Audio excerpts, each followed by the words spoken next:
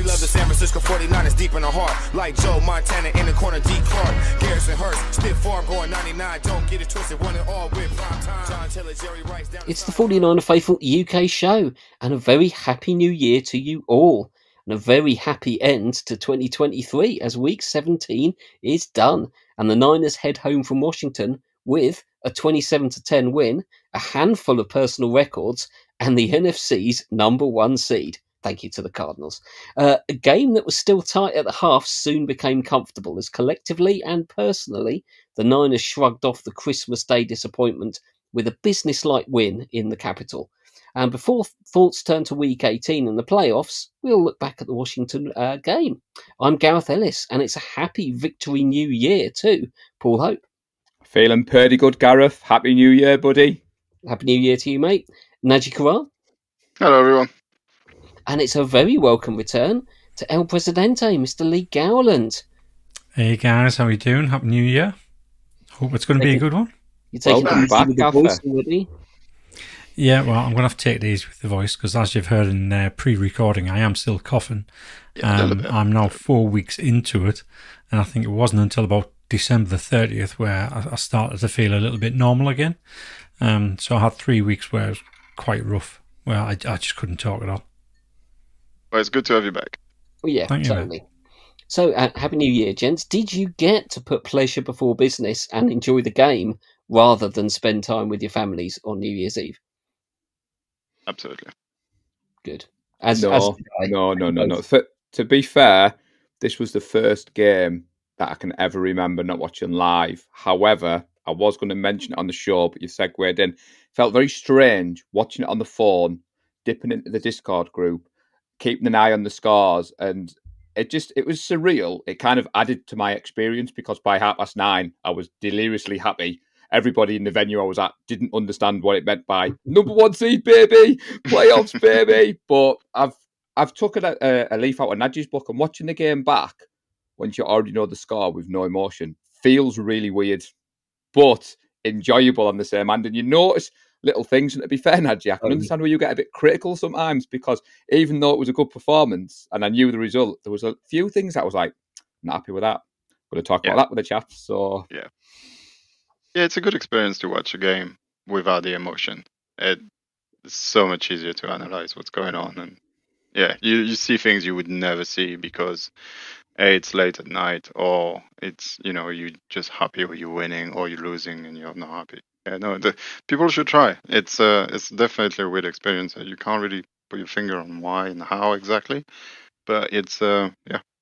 Did you see that clip of the players huddled around the phone, watching the end of the Eagles game? That was me, Gareth.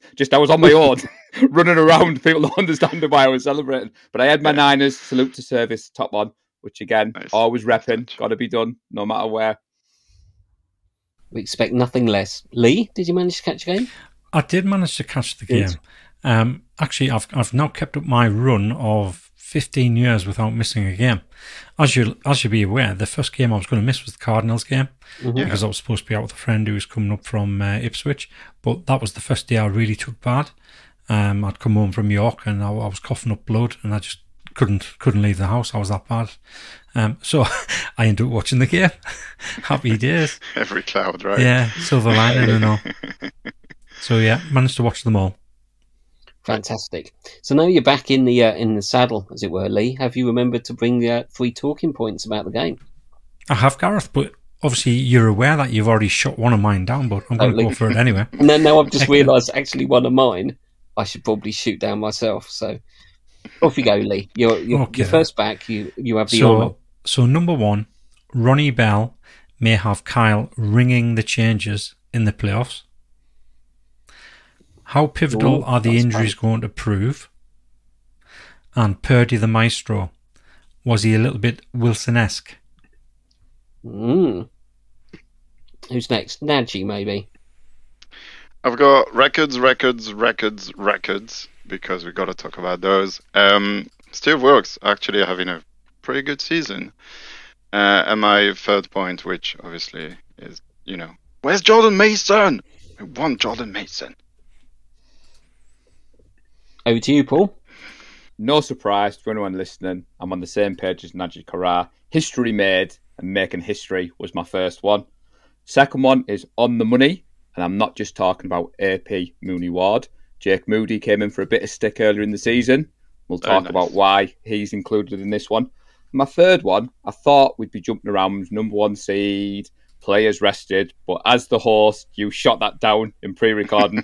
So the third point, which I had prepared in the emergency, is Brandon Ayuk, number 11. We need to show that boy some love, especially just for that touchdown alone. The fact that him and Purdy are on that same page and the way that Purdy's running around and then pointing, and I go and watch that from the All-22 view.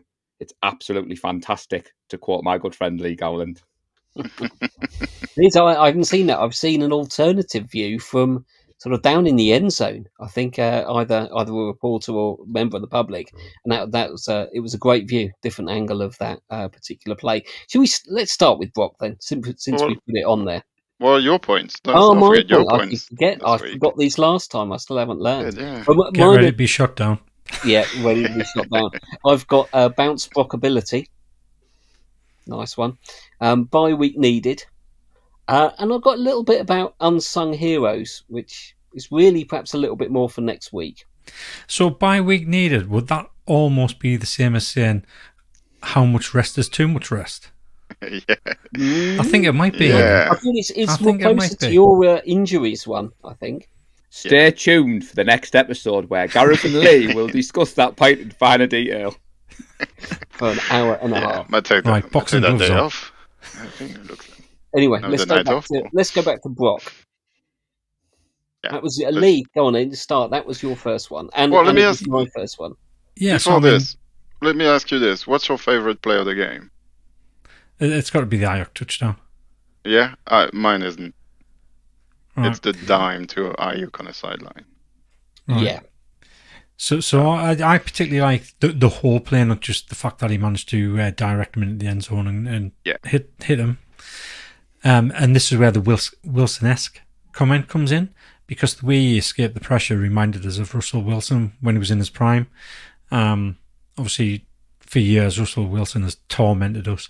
Even when we thought he was washed up and gone, he managed to bring the Broncos and beat us. So it's kind of a little bit disheartening, but also, yeah, it's good to have somebody who can do that.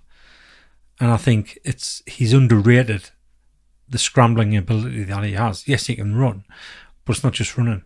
It's scrambling around and still looking downfield, because all he's interested in is hitting a receiver rather than having to use his legs to gain the yards. And I think that's going to prove valuable come the postseason. Can I answer your question a different way, Nadgy? Go on. So, I mean, I was preparing for tonight, Gareth, and I thought, sure, the most passing yards in season in franchise history is Purdy Cool. But it was that drive, Nadgy. It wasn't just one play, it was that drive. Yeah. Brock Purdy did things on that drive, gentlemen, that we haven't seen in a quarterback as 49ers fans. And it's things, like you said, Deli, Russell Wilson-esque, we've been crying out for. I think it's why we've all jumped aboard Nadgy's rocket ship. We have been crying out for a quarterback who can extend plays with his feet, who can command the offense, who can, if a play breaks down, watching that back, already knowing it was a touchdown. The way he does the Duke League, and he comes out, and bear in mind, prior to that, he'd had a few of those throws which could have been intercepted. They were a little bit dangerous, and I thought, oh God, imagine if Jimmy does that. And this is what you come back to, the 2019 run, Jimmy under centre. Brock Purdy is the franchise leading passer, and it seems crazy to sit here and say that, and he's just starting, but that drive won the game for me. I don't know what you three fine gentlemen think. So that drive that you're talking about, Paul, did you feel towards the end, as we were getting into the red zone, that Kyle was calling passing plays purely to get Purdy the record? Because that's what it felt like to me. I was going to say, I'm not going to say it, I nearly said it. It's well known on this show that we say Kyle has got full trust in Brock Purdy and he's opened up the playbook. And to answer your question, just look at the locker room afterwards when Kyle's doing his speech and you've got Trent Williams, Deebo Samuel, leaders of that locker room, chanting for Brock. And you're right, Kyle wouldn't have done that for anyone else. And we called it a bold prediction, Lee, when you weren't here last week, that he was going to break the record. I don't think there was any doubt in any 49ers fans' minds that record was going to get broken. But I like the fact that he needed 229 passing yards and he got 230. I thought that was quite nice by Kyle. But yeah, I just wanted to say for me, it's something we haven't seen in the 11 years of watching the 49ers. And I know some people might, go back to Jeff Garcia or Montana or Young, but in recent history, it's just amazing, and it just makes the season better and better. I mean, I've got his jersey right there for a reason. I love the guy. It's just, although it's been a while he hasn't done a play like this, where he kind of scrambles and escapes the pocket. And I think defenses have kind of caught onto it. The Ravens definitely didn't allow him to do that. But it's good to see that he still got it. He still can do it. And then, that touchdown is incredible. And I was chatting with a mate. He's a Giants fan, so he's got nothing else to do, unfortunately. And he was saying if Mahomes does this, it's on every highlight for 2 weeks. And Brock does it, and it's kind of like, oh yeah, he can do that too, apparently. Yeah, no, he's amazing. But yeah, my favorite play, as I said, the dime to Ayuk on the sideline. It's a 35 air yard pass. That's really hard to do, and it's pinpoint exactly where only BA can catch it. Over the defender. The defender had his hand up. Yeah. It's just a beautiful pass, and I think the good thing of seeing a performance like this from Brock as well is that, the Christmas game was a bit rough for him, and to see him bounce back, well, not even bounce back, just being himself, without completely be phased at all. It's great to see. To be fair, the Washington Commanders defense really wasn't good at all, and it was probably very easy, but you can only play who you got in front of you, and he delivered, as he always does. And always will, I believe strongly. Brock Chip isn't slowing down. Full speed ahead. And yeah, the 230 yard, and he needed 229. That's just so funny. It's just bang on. We said last week, Lee, the fact that the Ravens game, if you take the interceptions away, it was a very Brock Purdy performance, and that's what we've seen on Sunday. It didn't turn the ball over. 22 for 28, 230 yards, 2 touchdowns. And I'm saying it kind of with a bit of like, meh. But that's what we've got used to with Brock Purdy. We didn't always see that. Go back to before Brock was quarterback. Sometimes our quarterbacks didn't throw for touchdowns. Sometimes we weren't getting 230 yards. You mentioned Russell Wilson. Poor Randy Hodgson remembers well because he went to Denver for that game. He was there live in the stands, and you think we're excited. And dare we say the MVP conversation? A few Niners fans were saying, "Oh, you chaps shouldn't have been talking about that. The ultimate goal is a Super Bowl," which I agree with. The ultimate goal is a Super Bowl.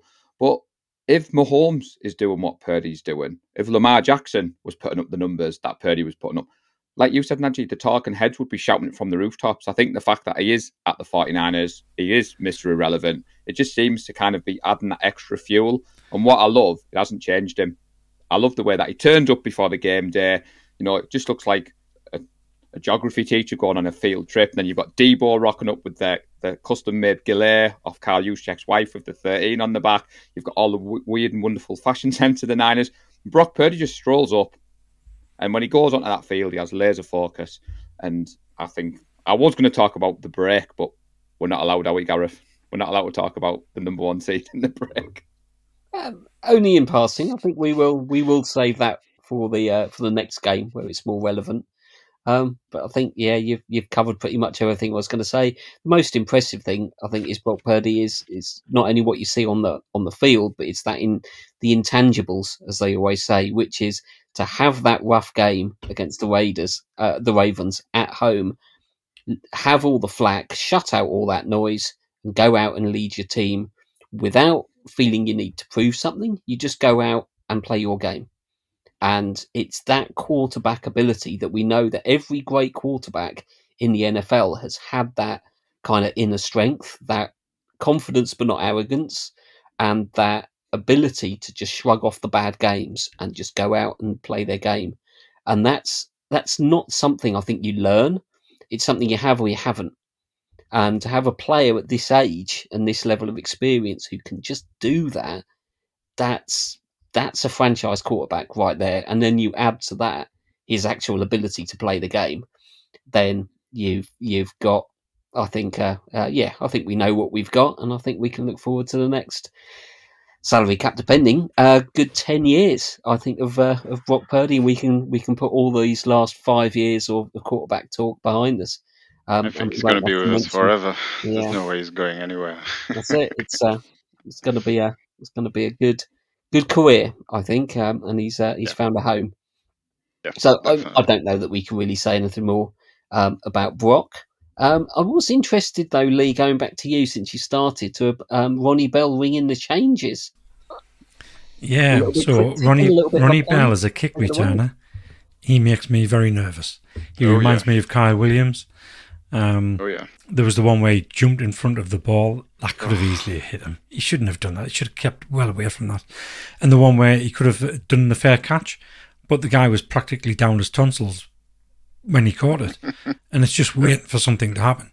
So I think Kyle's going to have to look at that in the playoffs. Hopefully Ray is going to be back, and Ray is going to be returning it, because Ronnie Bell does not fill me full of confidence at all. No, neither me.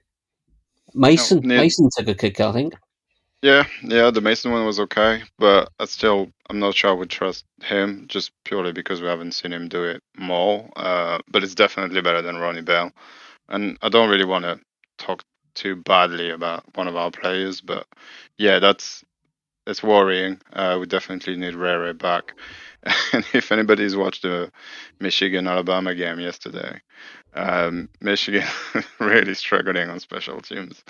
And it looked like just Ronnie Bell went back to college, essentially, for that game. No good. That's the kind of stuff that, I mean, we saw it, in the divisional in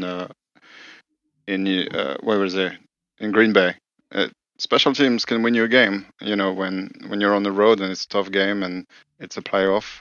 And they can one little play one way. Yeah. One little play one way or another.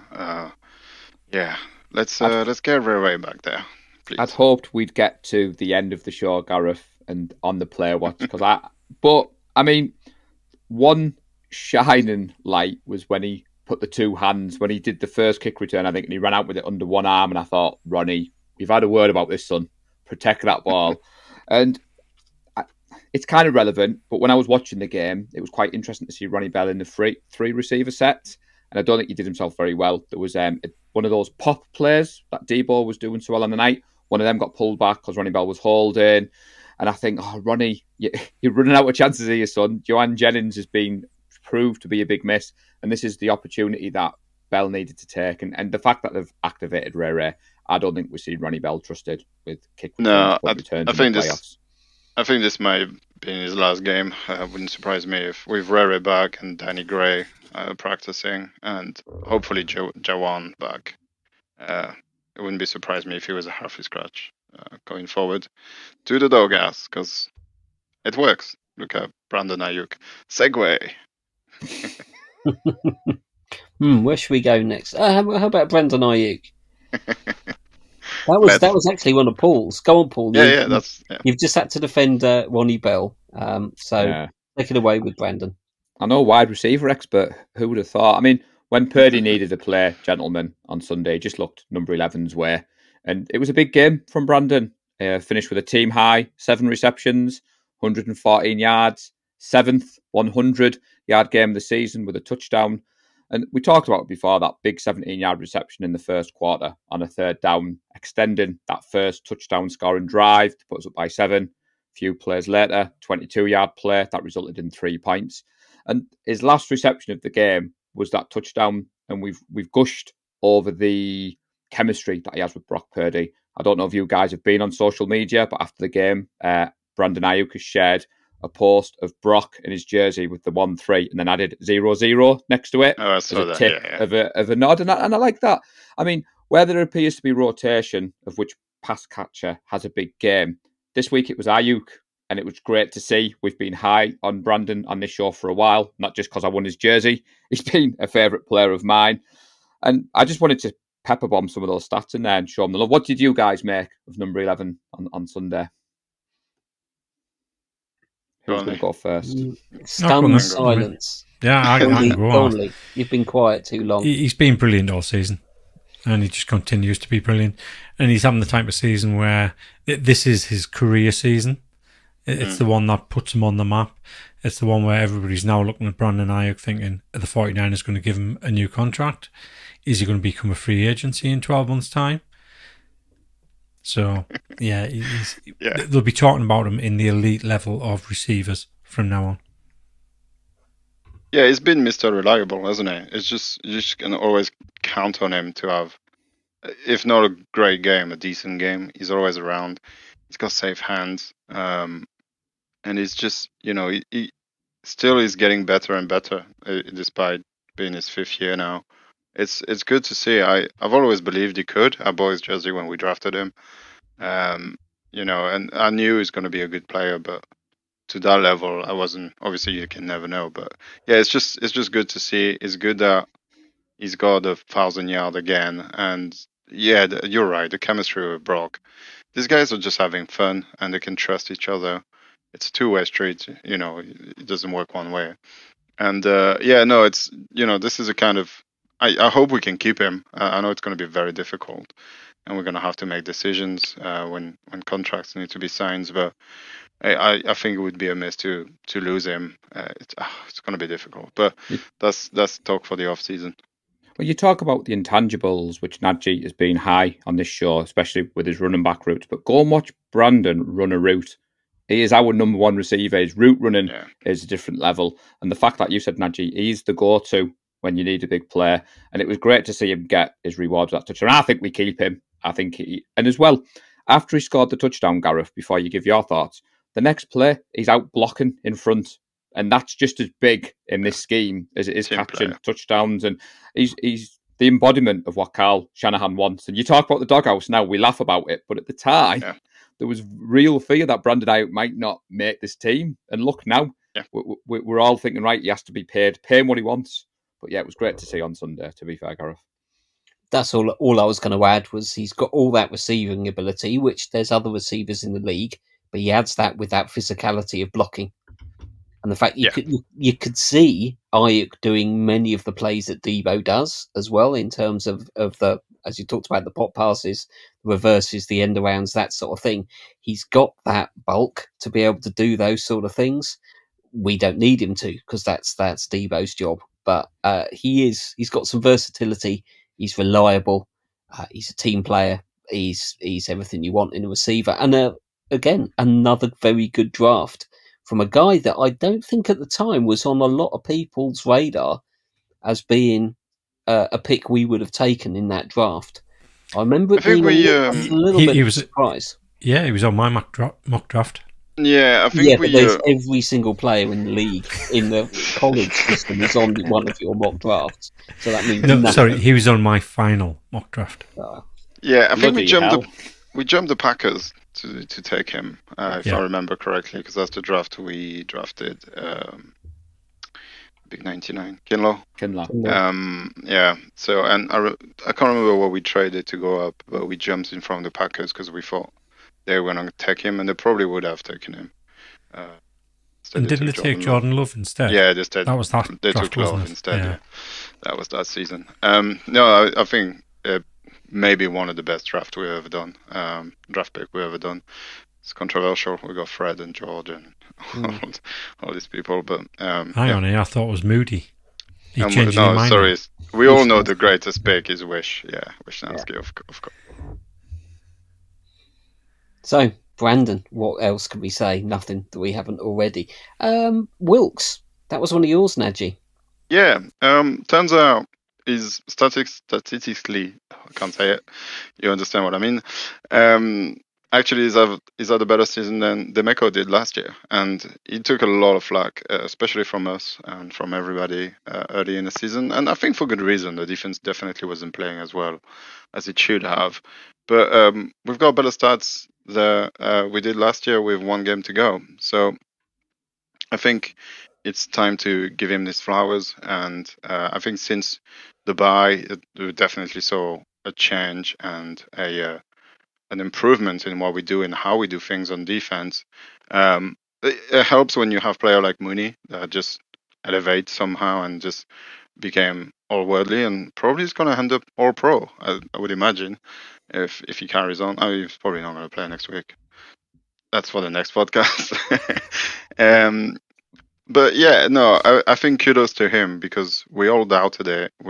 As soon as things went sour, he's the one that took pretty much all the heat from the Niner faithful and from the press, and he responded well. And I think his defense is less flashy than the Mekos, but it's definitely at least as effective, maybe more, considering we've lost Huff and our D line is I don't think as good, especially without Arik, as it was a year ago.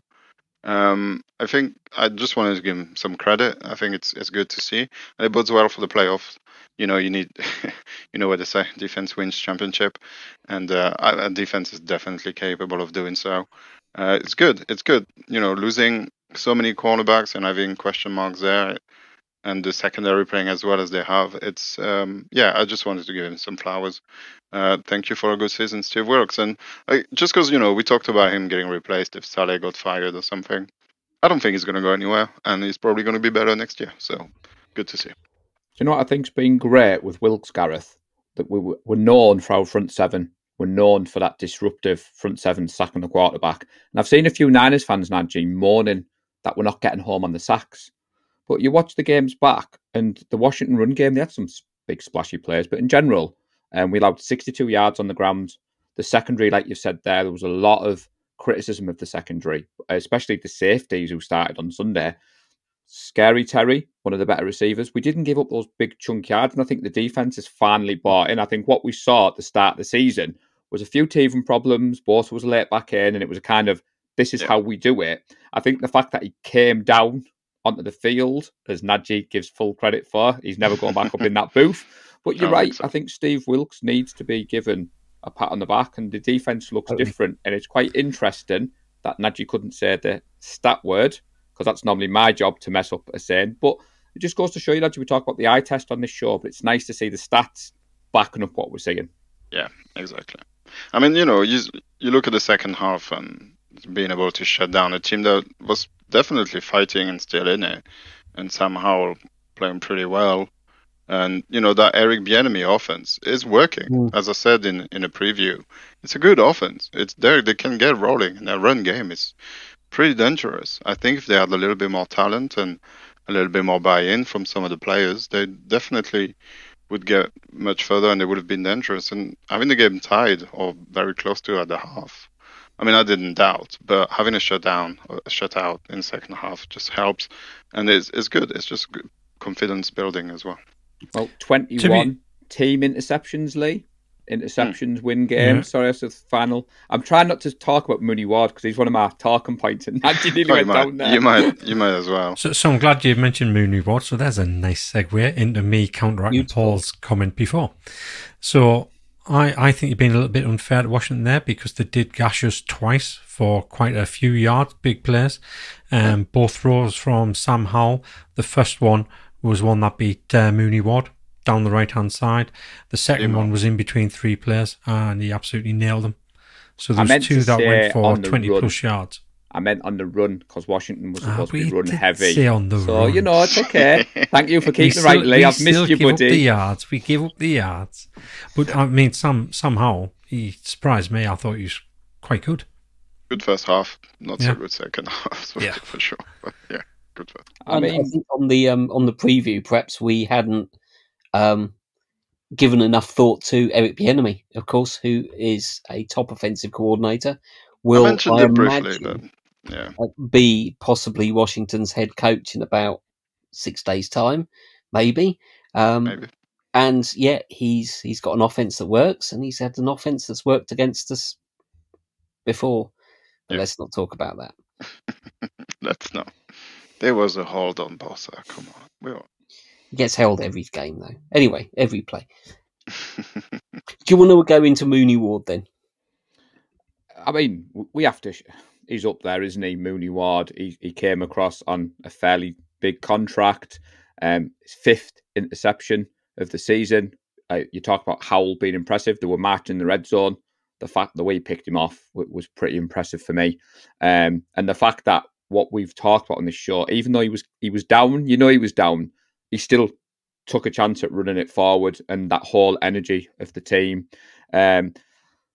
I love number 7. I just think I was doing the stats before the show, Gareth. He's got a passer rating of something like 56 on opposing QBs targeting this season, and when you think he's normally on the opposition's best receiver, makes it even more impressive. And I just think we could be talking about, can we afford to keep Ward? Because I'm sure his contract's up soon. Didn't we sign him? Was it a 3-year contract? Maybe. That's a good point. Yeah. Yeah, but he's a vet. It's easier to manage around money and stuff with a player like him. Yeah. No, he had a slow start, and I think it was a symptom of the new way they were doing things with Steve Wilkes, and it took a little minute to get adjusted to. I think he also got very unlucky on some of the calls that he got against him early on in the season.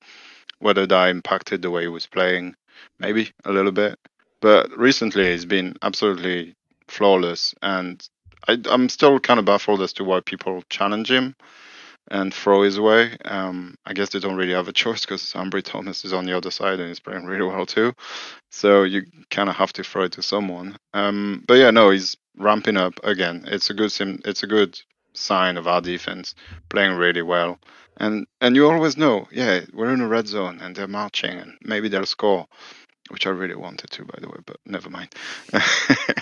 And that's what our defense does. They'll bend, and then a pick, a fumble, a sack, a get out of field goal range. Something's going to happen at some point because you can't keep that many playmaker under wrap for that long. It's impossible. But yeah, no, it's good. He's been amazing. I hope we can keep him, definitely. Nothing else to add then. I think history. We've got history and some records. Certainly, we've mentioned Brock Purdy is now the 49ers all-time passing yards leader, which it always strikes me that was a bit of a low total, given that we had Steve Young for so long and that he was a bit of a slinger. Running too much. Perhaps it shows how the game has become a bit more of a run league with a lot of teams, other than Chicago, having passers who are much closer to 5,000 yards in a season than 4. But didn't necessarily see that coming. I thought we'd still be run heavy, but it just shows what a good season Brock has had. Some other bits of history and some other records. Who's going to pick one? Who knows a good one? Nadgy. Go on, Paul. Go on, Paul. The one I've got written down is the fourth team in NFL history with a 4,000-yard passer and 4 players with 1,000 yards from scrimmage, which just sounds impressive. And I don't know whether you were going to mention Kittle, Nadgy, with his 1,000 yards. Again, no surprise. I think he needed 29. Was it 16 yards he needed coming into the game? He didn't need much. It was nearly there. Unlike Sorry, Paul, did you say we were the 4th team to do that? No, we're the first team. I was going to say I thought we were the first. I could have sworn I saw online. 4th. One of the content creators shared, and it said it made us the 4th team in NFL history. So I was just quoting. It's never been done before to have 4 players over 1,000. 4 different. Why not? It's never been done. A running back. Yeah, well, 4,000 yards definitely been done. Yeah, I just meant I think the stat I've seen is all of them. So your stat might still be right about the running back, the wide receiver, the tight end, and the tight end. Yeah. It's the first time I can't say how running that could back, be right. 2 receiver and a tight end are over 1,000. I think it's possible that 4 players have been over 1,000, but there might have been like 3 wide receiver and tight end. I think it's a mix of wide receiver, tight end, and running back. That's the thing. So the controversy to clear up, it was an NFL actual official tweet that I saw. It was a graphic with McCaffrey, Purdy, Debo, Ayuk, Kittle, and it says, history made, the 4th team in NFL history with a 4,000-plus yard passer and 4 players with 1,000 yards from scrimmage. Right. So what me and Nadgy are talking about... Yeah, what me and Nadgy talking about, it's the very first time it's been a running back, a wide receiver, and a tight end. Yeah, that's right. 2 wide receivers. So we're all right. Yeah. We're all right. No, but that just shows... We all know what we're talking about, but we're not quite sure. Just so many records. No, it just shows, how the system is elevating Brock Purdy, obviously. All those dink and dunk passes to CMC. All those dink and dunk to Josh Kittle and Debo. Those games so well. I mean, you throw if you throw 500 2-yard pass, you'll get 1,000. It's very easy. This game's too easy. That's what I'm saying. No, it's incredible to the first time ever, especially as you said. The past 10, 15 years have been so pass heavy. It's crazy that this hasn't happened before, especially with the likes of Mahomes or Drew Brees, a very heavy passing game. You know, I think Drew Brees got a season with 6,000 yards passing. So it's crazy that it hasn't happened I don't before. think it's been 6,000 yards passing. It's close to, right? It's like 5,500. Yeah, 5,500. Yeah. But let's stick with QBs, because the one I liked, the stat I saw that I liked, was more impressive because it was done in a lot fewer games. And that is Brock Purdy has the most 100-plus passer rating games in the first 2 seasons of his career. And Brock Purdy's done that. I can't remember how many games he played now. I do remember it was 12 24? Less than 25? The near. I think it was 24. I think it's 12 less than the nearest person too, which was Russell Wilson. Wow. Yeah. Wow. Crazy. Yeah, 24 game, 8 last year. Yeah. 16. And the best record of all is the fact that we had our most downloads in a year, wasn't it, chaps? Well done, Paul. I mean, well done. Yeah, we need to talk about that too, obviously. Now that Lee's here to celebrate. Yay, we did it 18,000 and a bit. I can't remember. By three downloads, I think, wasn't it? No, it's a bit more than that. 18,059. 59. There we go. Oh, that's a 2 by 60. So put that pretty good. So you can actually see that there. Yeah. There it is. 18,059. And we absolutely smashed our monthly record, which I think previously was something like 2,800 with change. And in December it was 3,600 with change. So we beat it by almost, probably is over 800. Yeah. So, I mean, that is the best record, obviously. And therefore, massive thank you to everybody that listens, downloads, re-downloads, deletes, downloads again, and listens to us now. Thank you. To other phones, family members' phones, neighbours' phones. To our work on every computer. Thank you to everyone. We try to do better, and clearly we are. Otherwise, the numbers wouldn't go up. Unless we're not, just tell us. That's fine too. But it's good to see that we enjoy doing it and you guys enjoy listening. We're not going anywhere. So the good news is Virginia has stopped listening. So the NSA, FBI have stopped listening to us. But it seems as though the Russians and the Chinese are starting to listen to us. The Chinese. How many in Santa Clara? Because it seems to be weird that some of the things we call for seem to happen, Carl and John. Quite a few. Quite a few in Santa Clara. Yeah. Jed doesn't miss a show, obviously, being Lee's mate. And we know where John gets his draft ideas and squad ideas from, so... See, the delusion is still strong. Anyway, shall we move on? Someone mentioned Jake Moody. Who was that? I did. Well, that was me when Nadgy turned around and said Brandon Ayuk was the best ever draft pick that we've made. Hey, Moody's turned out pretty good. I mean, we talk about that stretch in the season, game-winning field goal attempt against the Browns. We were in London. Joe Staley was in the house, and there was a lot of call for Robbie Gould, but the rookie kicker was perfect against Washington. All 5 of his kicks on Sunday. He accounted for 6 of our 13 points in the first half, and actually got us on the board. He hit a 38-yard field goal, a cap off a 12-play, 50-yard opening drive. And he just seems to be as good as gold, to quote Robbie, and it's good to see it coming into the playoffs. I don't buy into this notion that I want to see him under pressure. I want to see this offense operate at the rate it's operating at the moment. I don't want it to come down to a field goal.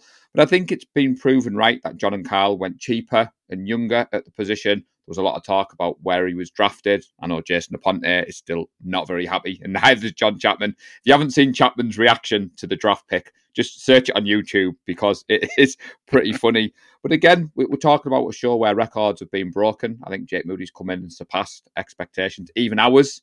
We were quite high on him because he was on our draft board, and it wasn't one of the many Lee done. It was the live one that we did. So go back and watch that one. But I just wanted to say that money Jake Ward is on the money. Easy for me to say. Clearly not. I've been practicing that one. But what are your thoughts on our rookie kicker, chaps? Because I know there's a lot of love for him across the pond. with the I'm number not 4 talking about. jerseys. I'm not talking about kickers. I don't want to Nadgy's jinx him. not allowed. Touching him with barge ball. I think for a rookie, he's doing really well. Oh yes, yeah. Good stats. It's isn't great. Yeah. He's just been able to True. come in, keep slotting over those extra points, keep slotting over those field goals. Everyone is just building that confidence. Everyone is just building his rhythm, and obviously he's got to make sure that connection between himself, Tabor, and Wish, the three of them, all those moving parts work together time and time again. So every single kick just adds to the confidence, I think. And like Paul, I'm hoping he has an easy postseason. And it's something's going wrong if we need our kicker to win the game with the offense we've got and the offense and the records we've just talked about. We're in a situation where we're putting the game on Jake Moody. Somebody's done something wrong, or something's gone wrong somewhere else. We might need to, and I'm sure he'll answer. I know, but there's also you won't talk about kickers, but you'll talk about punters when Lee's not here. I tell you what, that's true. That's true. Kickers are people too, buddy. That's very true. On that point, I will say our kickoff units is looking so much better than with Robbie, with Jake Moody, because I don't think anybody's returned a kick that was dangerous, a kickoff. I mean, he just puts it exactly where he needs to, out of bounds, basically. Not out of bounds, but in the end zone, for a touchback, and Robbie couldn't do that anymore. So just on that front alone, that's so much better.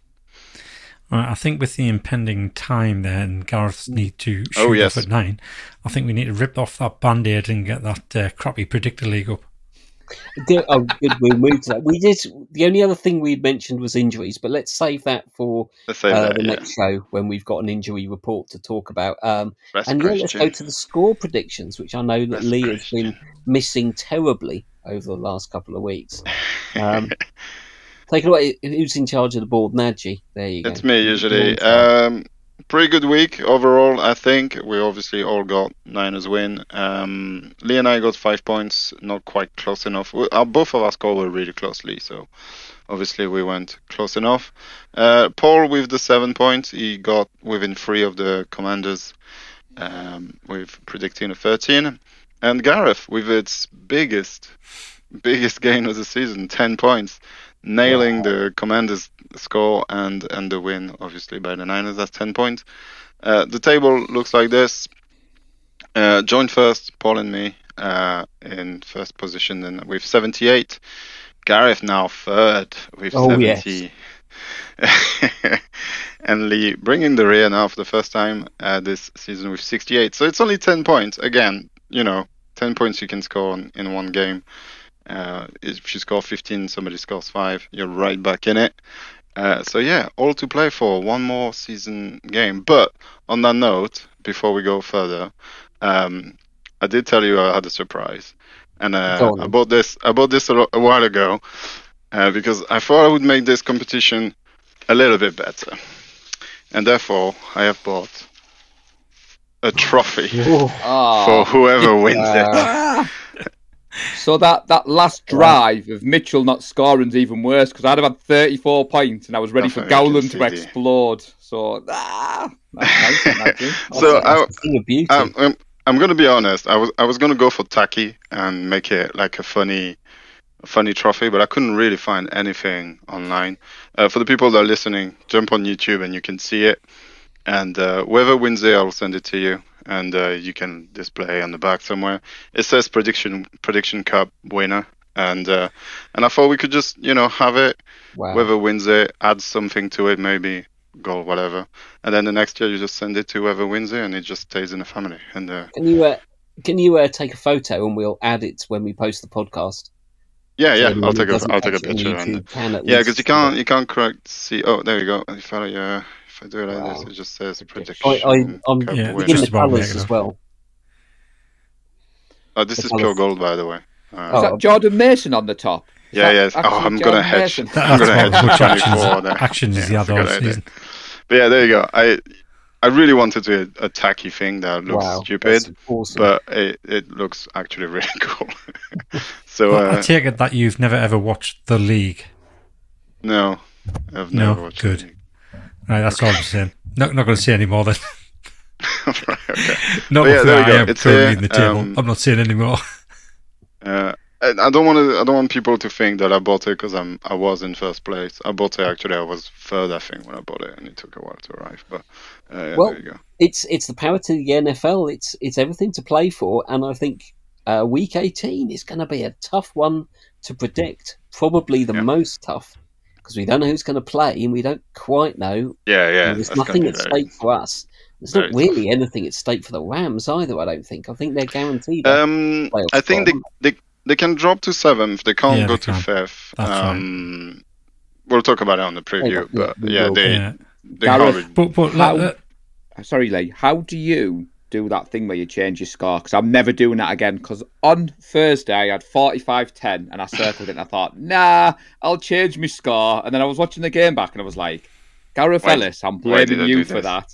Because I'd have had more points and now there's a trophy. Well, I'm in uncharted territory because I think I've been fourth the entire season, so I've always been going last. But now Lee's got the honour of being the last to predict. On the last game as well. I mean, we'll do the playoffs, so there's at least. So I've listened to the last few podcasts, guys, as I do always. I listen to all the ones that I'm on, and I've heard all the heat that's coming my way. And I just want to tell you a little story. It's about a predictor league and a young farming lad, and it changed his life forever and the lives of many others. He was part of a predictor league, and he ended up coming last, and he got all this heat, and he decided to do something about it at the end of the season. Do you know what you call that young farming lad? Thanos. So just be bloody careful what you wish for. Otherwise, I'm going to be clicking my fingers at the end of this season. Oh, and then we'll have to do a podcast with just two people. We'll see. Or as Nadgy Paul says, predict better, Lee. Predict better. That's all we have to all do. Just predict better. I did. I predicted Nadgy score for him, and he outscored me. That's very true. I think I deserve half those points. Maybe. We'll talk about it at the end of the season. It's worked well. I'm glad it's still tight. Although I think we pretty much predicted Niners wins all throughout the season, haven't we? So I got some points on the Bengals loss. Yeah. On the Bengals, yeah. Should we do a quick player watch before we wrap it up? And McKivitz, now you're back, Lee. You've been quiet. Yeah. I mean, I've been very impressed with McKivitz. As I've said, he's grown all the way through the season. His pass protection was looking good on Sunday night against the Commanders. Sunday night. Sunday night. Completely lost count of days here. And I think he's done really well this season for his very first season at that position. Yeah. Played left tackle last week. Monday. Yeah. How easy to do. Ronnie Bell? Let's move on. Yeah, I mentioned it earlier, to be fair, so I think I covered the Ronnie Bell player watch. No more hate. Nadgy. No much to report. Obviously, Jair was injured, didn't play. And John Mason just had one kick return and was just on special team. I mean, Mitchell did play well. I'll give him now, at least. And a couple of drives that he had. He's got his first touchdown of the season, so which John Mason did week 2. No, it was good to see Mitchell back. And, it is. Obviously, good to see we've got an option other than just give McCaffrey the ball. I think a two-headed attack at running back is always better, and obviously a big difference from the running back by committee that we've been seeing for the last 4 or so years. Demo, good game. Interception, could have had a second interception. He had his feet in on that last one, but couldn't quite get the ball in. But I think a decent season. I did check out some of the snap counts. I didn't realise that Demo is actually second on the defence behind Tashawn Gibson. He's taken 93.4% of defensive snaps. And I think Gibson's at about 95. And incidentally, there is a player, an offensive player, who has taken 99% of snaps. And it's Colton McKivitz. Wow. So it doesn't He's come out taken when more the than twos come Ben out. Brendel. Yeah. Well, whether that's 99, is that full snaps, I wonder, and he's on special teams as well? Because I did look at that. No. I haven't seen when Tabor Pepper's been missing? Because he seems to have a different amount. It's the offensive snaps. So he would have just missed maybe 1 or 2 snaps. For I assume perhaps a victory formation. Something like that, yeah. Or... I thought you were going to segue there, Gareth, to say it's weird that we've done 49 minutes on a show and not talked about Debo. He had a solid game on Sunday. We didn't talk about George. We didn't talk about CMC. It's just Connor Ryan listening. I know he's a Debo fan, but it seems so easy, that play. And I just wanted to touch upon the offensive line, make it look easy. And you talked about the pop-up play, Gareth, and he strolls at the end zone untouched. It's just amazing to see. And Charlie Warner on that play. Yeah, Charlie Warner. But the running back by committee, when CMC went out, Mitchell did well. But I thought Kyle Juszczyk was a good pass-catching option. So it just shows you that if, against the Rams, there should be some bold predictions coming up because CMC won't be playing, boys. That's for sure. More on that Thursday. Anything else before we do wrap it up? Well, number 1 seed, Totally. We haven't talked about it, but it's so good. So good. We really, really need it. I'm pretty sure Trent Williams is hurt. So many little niggles that we can rest. It's good, but yeah, when we're going to talk about it, is how much is too much rest, and that's going to be the debate. Strap on, because people are going to talk about that a lot for the next 2-3 weeks until we play whoever it is that we play at home for the rest of the season. Like we said on the last show, and I think what Nadgy meant to say, Gareth, was thank you, Cardinals. Oh yeah, thank you, Cardinals. That should have been one of the points. But I've been calling for this Rams game to be not existing and not mattering since the preview of the season, because I said Darnold would play. Pretty sure I got us a loss in that. He might well do. Yeah. So there we go. I think a lot of that is for the next show, which will be later in the week when we look ahead to the Rams game. So thank you, lads. Good to see you for the first show of the year, and thank you to everyone who listens and watches the show. What did you make of the game in Washington? Is there any talking points we've completely failed to mention? Let us know in the comments. And if you haven't, why not subscribe and start the year off in the right way? Idea. And you can subscribe to the YouTube channel or wherever you get your podcasts from. So we will be looking ahead to the visit of the Lambs to Levi's, now confirmed as a 9:25 kickoff, I think, on Sunday, because that hadn't been confirmed up until, I think, after the conclusion of Week 17. And given the amount of stake in other games, I doubt this one's going to be on Sky. And to be honest, I wouldn't be surprised if other people have maybe got an eye on a couple of other games around the league, as it's coming down to the wire, and I'm very, very glad we're not part of it this year. So I'm going to enjoy the number 1 seed. Happy New Year to you all, and go Niners. Go Niners. Bang, bang, Niner gang. We love the San Francisco 49ers deep in our heart. Like Joe Montana in the corner, D. Clark. Garrison Hurst, stiff farm going 99. Don't get it twisted, one and all with prime time. John Taylor, Jerry Rice down the